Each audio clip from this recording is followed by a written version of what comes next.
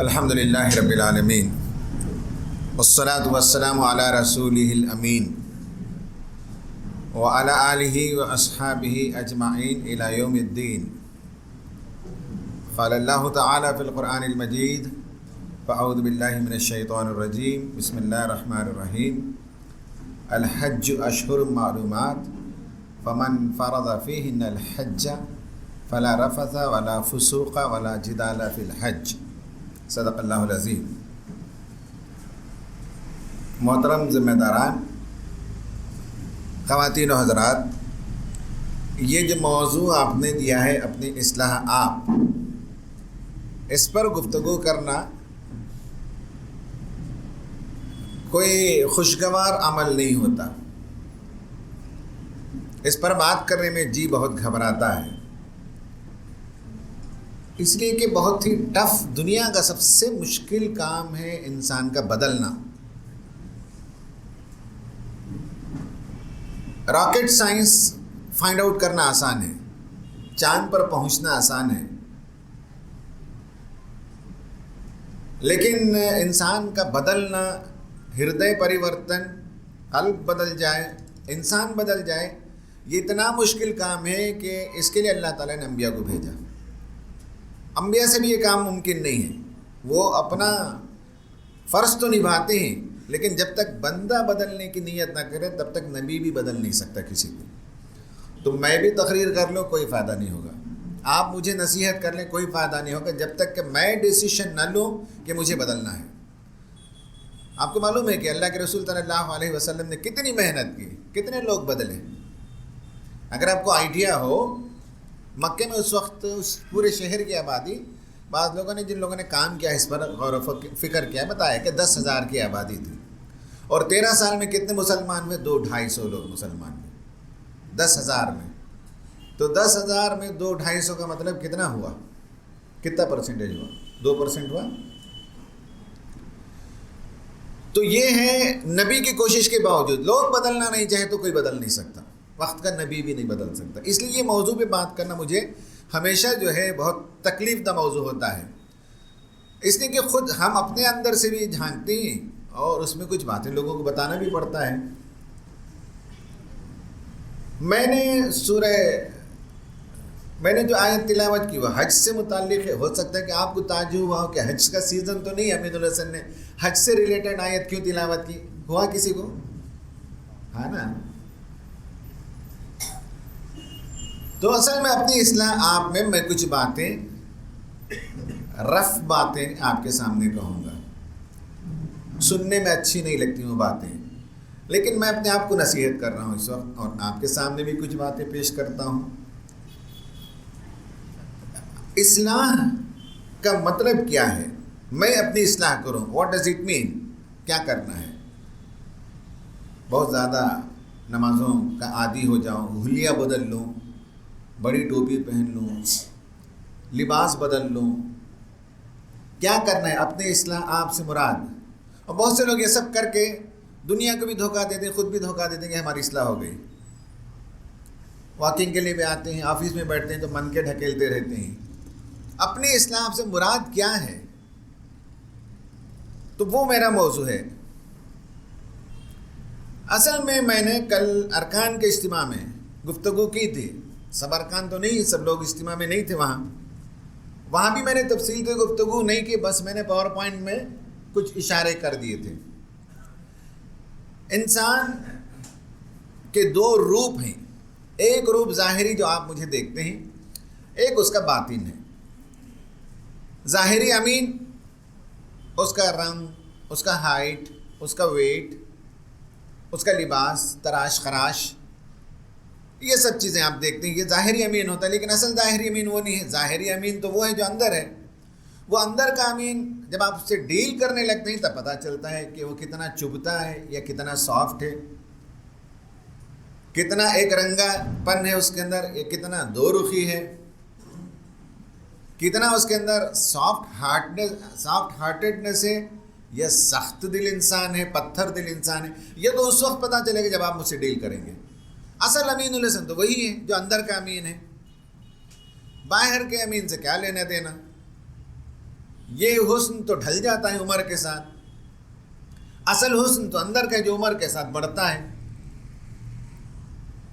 ظاہر کا جو حسن ہوتا ہے وہ حسن تو عمر کے ساتھ ڈھلتے رہتا ہے.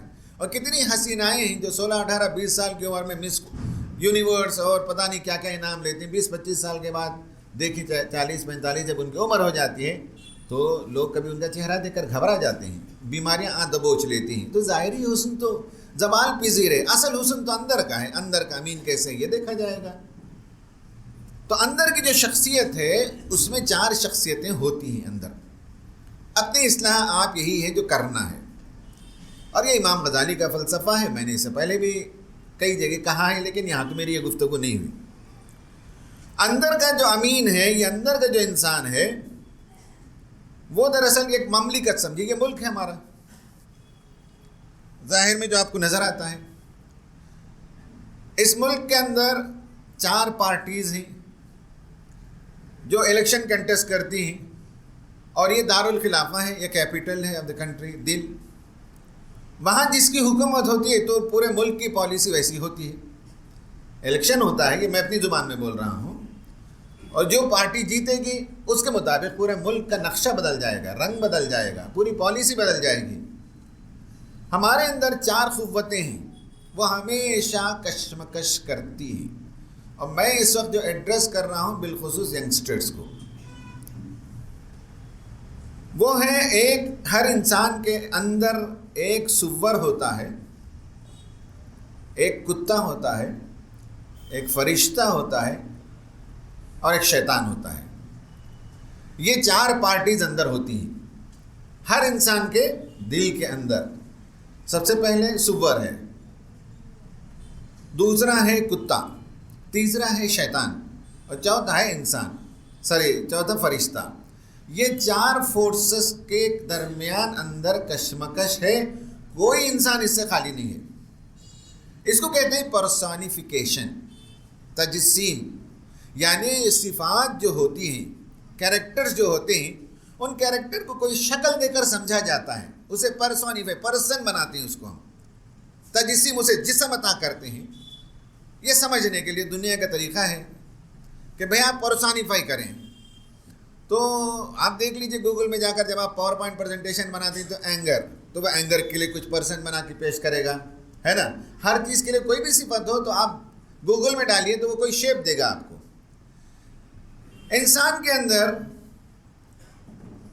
سیکس کی جو برائی ہے, سن بلوغ سے اس کا سلسلہ شروع ہوتا ہے اور عمر کے آخری حصے تک یہ فتنہ چلتے رہتا ہے.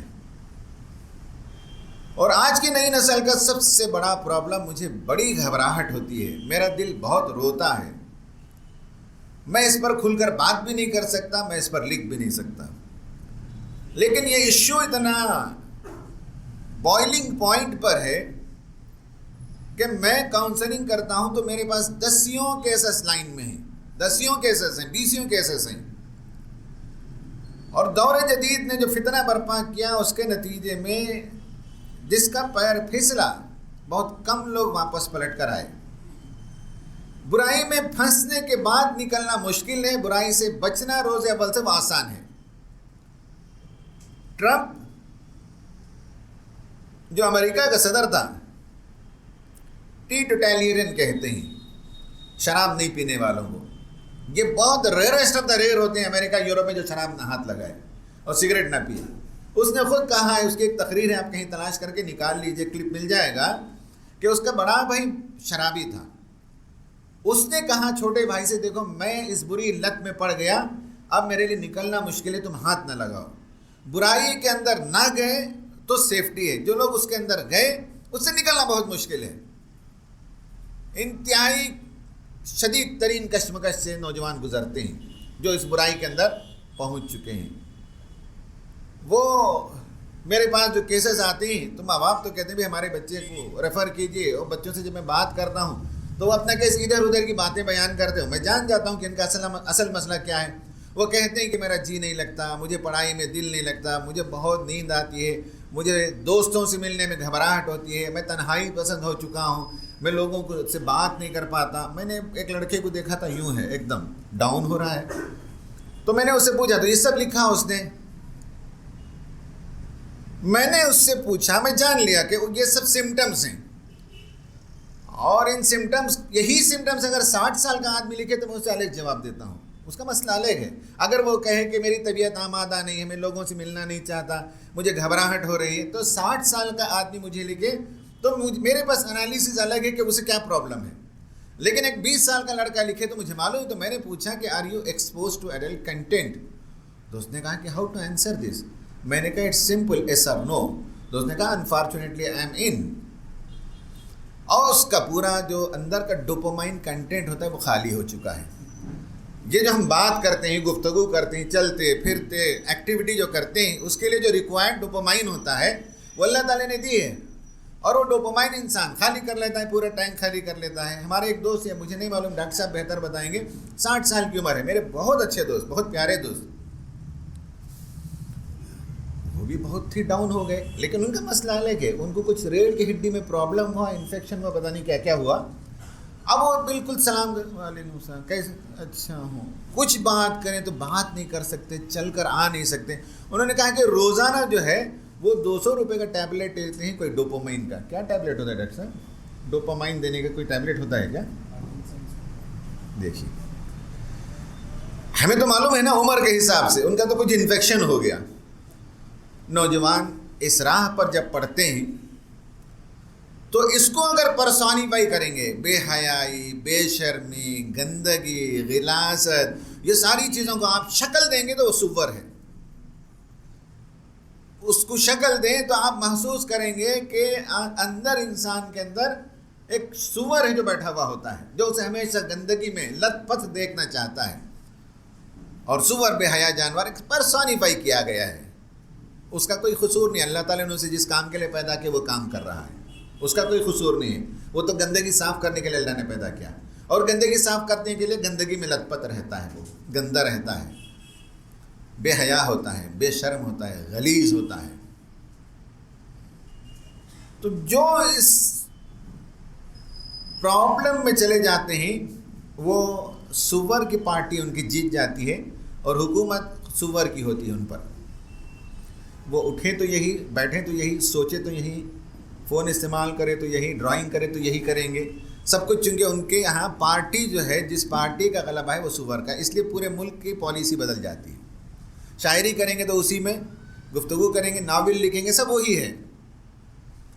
دوسرا ہے,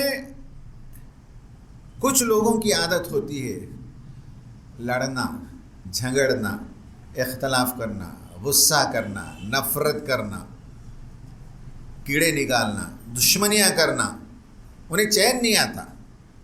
مولانا سراج الحسن صاحب فرمایا کرتے تھے رحمۃ اللہ علیہ, کچھ لوگوں کو بے چین رہنے میں چین آتا ہے, کچھ لوگوں کو بے قرار رہنے میں قرار آتا ہے. تو لڑے بغیر قرار نہیں آتا, چھیڑے بغیر قرار نہیں آتا. لڑائی کرنا, جھگڑا کرنا, غصہ کرنا, بھیبوڑنا, ساس بہو کا جھگڑا تو پورا اسی سے ہوتا ہے. ایسے ایسے واقعات کیسے ہمارے پاس آتے ہیں صاحب. کتا کہنا بھی سمپل لگتا ہے, اس سے آگے ہائینہ جو ہے وہ آپ کہہ سکتے ہیں, جو شیرگوئی پھاڑتا ہے. تو بعض لوگوں کے اندر کتا پارٹی جو ہے وہ غالب ہوتی ہے, اور وہ گھر میں بھی بحث تھے باپ لڑائی جھگڑے کے آدمی ہوتے ہیں, بحث تھے شوہر بھی ان کا وہی ہے, ہر سانس میں غصہ ہے. بعض لوگوں کو میں نے دیکھا ہے جس طرح شراب کے نشے میں چور ہوتے ہیں, میں نے بعض لوگوں کو دیکھا ہے غصے کے نشے میں ہمیشہ چور ہوتے ہیں, دھت رہتے ہیں غصے میں, ذرا ٹچ کریں تو کچھ نہ کچھ کسی خلاف بولیں گے, کبھی جماعت کے خلاف, کبھی امیر کے خلاف, کبھی مدرسے کے خلاف, کبھی مولوی کے خلاف, کبھی کسی جماعت کے خلاف. ان کا کام ہی وہ ہے لڑنا, جھگڑنا, غصہ کرنا. یہ جو لڑنا, جھگڑنا, غصہ کرنا, بھیبوڑنا, غرانا, اس کو آپ پرسونیفائی کریں گے تو یہ کتا ہے. تو بعض لوگوں کے اندر کتا پارٹی کا غلبہ ہوتا ہے, اس لیے پورے ملک کی پالیسی میں جو ہے وہ کتا پن دیکھ سکتے ہیں آپ. یہ دوسرا پرابلم ہے. اپنی اصلاح آپ پر بات کر رہے ہیں, اس لیے میں نے کہا یہ اچھا موضوع نہیں ہے میرے لیے, کبھی مجھے اس میں بہت دلچسپی نہیں ہوتی. تیسرا ہے کہ بعض انسانوں کا پرابلم یہ ہے کہ کچھ ہوتے کچھ نہیں ہے, لیکن وہ خیال ان کا ذہن آسمان میں ہوتا ہے. وہ اپنے آپ کو بہت بڑی چیز سمجھتے ہیں، جو انتہائی احمق پن ہے، بے وقوفی ہے۔ دنیا میں اتنے لوگ ایسی صلاحیتوں کے لوگ ہیں، ان کے سامنے ہم 1 ملین حصہ بھی نہیں ہیں، نہ علم میں، نہ قابلیت میں، نہ صلاحیت میں، نہ زبان دانی میں، نہ کمیونیکیشن میں، نہ انٹیلیجنس میں، کہیں نہیں ہم ان کے سامنے۔ لیکن خیال یہ ہے کہ ہم سے بڑا کوئی انٹلیکچوئل پیدا نہیں ہوا، وہ ہر موضوع پر بات کرنے کے لیے تیار ہوتے ہیں۔ ان کا مزاج ہے انا ربکم الاعلی، ان کا مزاج ہے کہ میں اس سے بہتر ہوں، انا خیر منہ، میں اس سے بہتر ہوں۔ ارے ان کی کیا حیثیت ہے، ان کی زبان کیا ہے، ان کا کام صحیح نہیں ہے، ان کا علمی انٹلیکچوئل صحیح نہیں ہے، ان کی تقریر صحیح نہیں ہے، ان کا معاملہ صحیح نہیں ہے، ان کا پیپر صحیح نہیں ہے، سب صحیح نہیں ہے سوائے میرا، انا خیر منہ۔ یہ کس نے کہا تھا انا خیر منہ؟ شیطان نے کہا تھا نا، کیونکہ اللہ تعالیٰ نے پوچھا نا کہ کیوں تم نے سجدہ نہیں کیا؟ تھوڑا سا اس کو جھاڑو مار دیں۔ تو یہی کہا خلقتنی من نار وخلقتہ من طین، میں تو آگ سے پیدا ہوا ہوں، میری نسل تو اعلیٰ نسل ہے، میرا دماغ تو سپر برین ہے، میں تو بہت ہی تربیت یافتہ ہوں، یہ کیا ہے، خاکی ہے۔ انا خیر منہ، I am for better than ہم، کہتا نہیں ہے، مگر ان کی ساری سرگرمیوں سے پتہ چلتا ہے کہ وہ کہتے ہیں کہ میں تم سے بہتر ہوں۔ اور تربیت یافتہ انسان یہ کہتا ہے بھائی میں گنہگار ہوں، مجھ سے یہی کچھ ہو سکا، جو اچھا ہوا وہ خدا کی طرف سے ہوا، میں اپنے آپ کو 30 مار خان نہیں کہتا۔ اللہ نے کچھ باتیں ذہن میں ڈال دی، میں نے اچھا لکھ دیا، میں نے اچھا کام کر دیا، اجتماع سکسیسفل ہو گیا، اللہ کا احسان ہے، آپ سب کی دعائیں ہوتی ہیں، آپ سب کا تعاون ہوتا ہے۔ تو انا خیر منہ جو ہے وہ ایک بڑی تعداد دنیا میں ایسے لوگوں کی ہوتی ہے جن کو پرسونیفائی کریں گے، شکل دیں گے، ڈھالیں گے ان کو، تو وہ شیطان ہوتے ہیں، شیطان پارٹی ان کے اوپر غالب ہے، اس لیے ان کی پوری زندگی میں شیطانیت ہوتی ہے۔ اور شیطان کا کام ہے بغاوت کرنا، جھگڑے کرنا، لڑائی کرنا، پندار کرنا، کبر اور غرور اور تکبر، یہ اس کا مزاج ہوتا ہے۔ گناہ کے یہی 3 سورس ہیں، سارے جتنے گناہ دنیا میں ہوتے ہیں لکھ لیجئے بیٹھ کر، سارے گناہ ان 3 ہی سورس سے ہوتے ہیں۔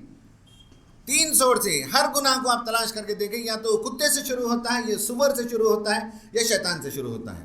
کوئی بھی گناہ آپ لکھ لیجئے، زنا آپ کہہ سکتے ہیں کہ صاحب اس کا بانی سور ہے اندر، غصہ وہ تو کتا ہے، لڑائی جھگڑا کتا ہے، میں پن شیطان ہے۔ کوئی بھی گناہ آپ تصور کر لیں، اپنی اصلاح، آپ کا مطلب ہے ان تینوں کو لگام لگانا۔ جو بندہ، یہ ممکن ہی نہیں ہے مجھ سے کہ میں آپ کی اصلاح کروں، آپ کے لیے ممکن نہیں کہ میری اصلاح کریں۔ میرا کتا مجھے کیا حکم دیتا ہے، میرا سور کتنے رنگ اور کتنے گل کھلاتا ہے اندر سے مجھے معلوم ہے، میرا شیطان مجھے کیا حکم دیتا ہے مجھے معلوم ہے، کسی کو نہیں پتا سوائے خدا تعالیٰ کے، کوئی جانتا ہی نہیں میرے من کے اندر کیا ہوتا ہے۔ تو میری اصلاح اگر مجھے کرنی ہے تو مجھے اپنے سور کو لگام لگانا ہے، اپنے کتے کو لگام لگانا ہے، اپنے شیطان کو لگام لگانا ہے۔ جس نے یہ کیا وہ کامیاب ہوتا ہے، جس نے یہ نہیں کیا وہ دنیا میں بھی ذلیل و خوار ہوتا ہے اور آخرت میں بھی ذلیل و خوار ہونے والا ہے۔ قرآن نے کہا کہ اچھا آپ غور کر لیجئے، ساری عبادتوں میں حاصل یہ ہے کہ یہ تینوں کو لگام لگائیں، ساری عبادتوں میں مقصود یہ ہے کہ آپ اپنے سور کو سبڈیو کریں، زیر کریں، اوور پاور کریں، آپ اپنے کتے کو لگام لگائیں۔ اللہ تعالیٰ نے ایسے بنایا کہ اسے گولی مار کر ختم نہیں کر سکتے، یہ ایک پرابلم ہے، یہ کبھی مرتا نہیں، اسے کہ آپ شوٹ نہیں کر سکتے، یہ آپ کے ساتھ لگاتار رہے گا مرتے دم تک۔ لگام لگانے کے علاوہ کوئی چارہ کار نہیں ہے، گولی مار کر ختم کر دیں گے ایسا ممکن ہی نہیں ہے۔ ہر عبادت میں سور، کتا اور شیطان پر اوور پاور کرنا، غالب آنا، اور فرشتے کو غالب کرنا۔ فرشتہ پن یہ ہے کہ نیکی، بھلائی، دعا کرنا اور انسانوں کے کام آنا، خدمت کرنا، شرافت، عبادت، یہ ساری چیزیں انسان کے اندر ہی اسے پرسونیفائی کرتی، شکل دیتی، تو فرشتہ ہیں۔ یہی تو 4 چیزیں ہیں۔ نماز میں لیں تو یہی 3 قوتوں کو لگام لگانا ہے، روزہ لیں یہی 3 قوتوں کو لگام لگانا ہے، حج کو لیں تو حج میں بھی انہی 3 بری قوتوں کو لگام لگانا ہے۔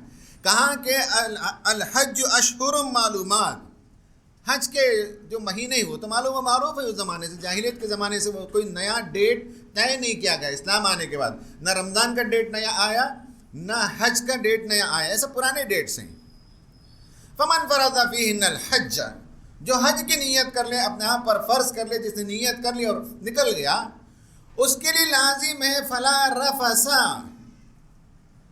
وہ سور کے کام نہ کرے، ولا فسوق، وہ شیطان کے کام نہ کرے، ولا جدال، اور وہ کتے کے کام نہ کرے فی الحج۔ یہ ویڈیو ریکارڈ ہو رہا ہے، جو لوگ سنیں گے وہ سمجھیں گے کہ امین صاحب نے نیا ترجمہ کیا۔ میں نیا ترجمہ نہیں کر رہا ہوں، میں نے آپ کے لیے آسان زبان میں بات کی۔ فلا رفث کا مطلب ہے جنسی کام، جنسی بے روی کے کام نہ کریں۔ حج میں سب سے زیادہ مواقع اس کے ہوتے ہیں، حج میں ایک ہی کمرے میں کئی لوگ ہوتے ہیں اور بے پردگی ہوتی ہے اور اس کے امکانات زیادہ ہوتے ہیں، تو رفث جنسی معاملات کے کام نہیں کرنا۔ ایون اپنی بیوی کے ساتھ بھی نہیں ہے، جب احرام پہن لیں، احرام پہن لیں تو بیوی سے پیار کی باتیں بھی نہیں کر سکتے، ٹچ کرتے ہیں تو اس میں بھی جنسی جذبات تک رونما نہیں ہونا چاہیے۔ تو جو حلال ہے اسے بھی کنٹرول کرایا جاتا ہے، روزہ میں بھی یہی ہے، جو حلال ہے اسے بھی کنٹرول کرایا جاتا ہے تاکہ حرام سے بچ سکیں۔ فلا رفث ولا فسوق، فسق کے کام، نافرمانی کے کام نہ کرو۔ اور شیطان کے بارے میں ہے ففسق عن امر ربی، اس نے اپنے رب کی نافرمانی کی، فسوق اسی لیے کہا جاتا ہے۔ تو شیطانی کام نہ کرو، نافرمانی کے کام نہ کرو، خدا نے جو حکم دیا اس کی خلاف ورزی نہ کرو۔ ولا جدال فی الحج، اور حج میں جدال نہ کرو، جھگڑے نہ کرو۔ اتنے مواقع صاحب حج میں مارم مار سب ہوتے رہتا ہے، ہم دیکھتے ہیں۔ جیسے ایئرپورٹ میں اترے، سامان کنویئر بیلٹ سے لینے میں جو جھگڑے ہوتے ہیں، جو دھکم پیل ہوتا ہے، سامان آنے کے بعد بس میں چڑھایا جاتا ہے، آپ کا وہ جو نمبر ہوتا ہے معلم کا 14 15 اس بس میں چڑھانا ہے سیٹ پکڑنے کے لیے، دھکم پیل ہوتا ہے، مار پیٹ ہو جاتی ہے۔ سامان اتارنے کے بعد لفٹ میں جانے کے لیے جو لڑائیاں ہوتی ہیں، میں نے دیکھا ہے مار پیٹ کرتے ہوئے سامان اوپر کمرے تک پہنچانے کے لیے، مینا میں عرفات میں کونے کی جگہ پکڑنے کے لیے، سب سے لاسٹ کارنر کا سیف کونا ملنے کے لیے، کیسے کیسے جھگڑے لوگ کرتے ہیں۔ قرآن کو معلوم تھا یہ انسان کے اندر چھپا ہوا سور اور شیطان اور کتا یہ حج میں بھی گڑبڑ کرے گا۔ فلا رفث ولا فسوق ولا جدال فی الحج۔ میری بات سمجھ میں آئی نہیں آئی؟ نماز میں بھی یہی، روزہ میں بھی یہی، وقت بچانے کے لیے میں اس میں نہیں جا رہا ہوں تفصیل میں، آپ سوچ لیجئے۔ اور اس میں فرشتہ صفت کو غالب کرنا ہے۔ فرشتے نہ انہیں بھوک لگتی، نہ پیاس لگتی، نہ جنسی عمل، تو انسان تو نہیں کرتا، لیکن کچھ دن کے لیے ویسا بننے کی کوشش کرتا ہے۔ رمضان میں ویسا کرتا ہے، روزے کے دوران، حج میں ویسا کرتا ہے، اور اس کرنے کے نتیجے میں وہ پریکٹس پیدا کرتا ہے کہ اپنی اصلاح آپ کرتا ہے، بہیمی صفات کو کنٹرول کرتا ہے، ملکوتی صفات کو آگے بڑھاتا ہے، بیسٹلی نیچر کو ڈاؤن کرتا ہے اور اینجلک نیچر کو اوپر بڑھاتا ہے۔ یہ اپنی اصلاح آپ کا جو موضوع ہے یہ یہی ہے کہ ہم اندازہ لگائیں کہ ویئر ڈو آئی اسٹینڈ، اور اس وقت میرے اوپر کون حاوی ہے، یہ کوئی نہیں جانتا۔ آپ جانتے ہیں، میں اپنا جانتا ہوں، آپ اپنا جانتے ہیں۔ تو یہ جس دن ہم یہ آئیڈینٹیفائی کرنے میں کامیاب ہو جائیں گے کہ میں اس وقت کہاں ڈوب رہا ہوں، کہاں میرا پیر پھسل رہا ہے، کس گندگی میں لت پت ہوں، تو اس کے بعد نکلنا آسان ہے۔ اگر آپ آئیڈینٹیفائی کر لیں کہ گناہ یا غلطی یا کمزوری، یہ بار بار جس طرف آپ کا پیر پھسل رہا ہے، بار بار جس چیز کا صدور ہو رہا ہے، یو نو بیٹر کہ یہاں ہو رہا ہے، تو اب اسے کیسے لگام لگائیں۔ پھر اس کی تفصیلی ترکیب قرآن کے اندر، حدیث کے اندر موجود ہے، بتایا گیا ہے کہ ان تینوں کو کیسے لگام لگایا جاتا ہے، اس کا توڑ کیا ہے، اس کا اینٹی ڈوٹ کیا ہے۔ یہ قرآن و سنت میں ہمیں معلوم ہے۔ شیطان غالب ہے تو شیطان پن کو کیسے دور کریں، کتا پن غالب ہے تو اسے کیسے دور کیا جائے، سور پن اگر غالب ہے تو اسے کیسے دور کیا جائے، یہ غور و فکر کرنا پڑے گا، یہ فائنڈ آؤٹ کرنا پڑے گا، یہ فارمولہ آپ کو دریافت کرنا پڑے گا۔ اویلیبل ہے، تقریریں بہت شاندار کر سکتے ہیں، لکھ بہت آسانی سے لکھ سکتے ہیں، یہ سب کام آسان ہے، لیکن یہ لگام لگانے کا کام انتہائی مشکل کام ہے۔ آپ دیکھیے وہ جو یوروپ میں، امریکہ میں بائسن کے ساتھ، جنگلی بھینس کے ساتھ یا بیل کے ساتھ اس کا ایک گیم ہوتا ہے نا، لڑائی، اس کے سینگ کو پکڑنا کوئی معمولی کام نہیں ہوتا۔ اس سے زیادہ قوی ہے اندر کے یہ سارے جو بہیم ہیں یہ اندر کے، تو اس کے سینگ کو پکڑنا، اسے زیر کرنا، یا تو وہ ہمیں اٹھا کر پٹک دیتا ہے، کئی بار ہم اس پر سوار ہونے کی کوشش کرتے ہیں، وہ ہمیں پٹک دیتا ہے، لیکن ہمت نہیں ہارنا ہے، ضرور ایک نہ ایک دن اس کے سینگ کو پکڑنا ہے، اس کے سینگ کو توڑ دینا ہے، اس پر غالب ہو جانا ہے، اس پر بیٹھ جانا ہے۔ یہ عمل ایک دن میں نہیں ہوتا ہے، تو یہ کرتے کرتے کرتے کرتے عادت، پریکٹس کرتے کرتے اسی چکر میں، اسی کشمکش میں جس دن آپ ان سب جانوروں پر غالب ہوں، اس دن موت آ جائے تو کامیاب موت ہے۔ اللہ تعالیٰ سے دعا ہے کہ اللہ تعالیٰ ہمیں اپنی اصلاح کی توفیق عطا فرمائے۔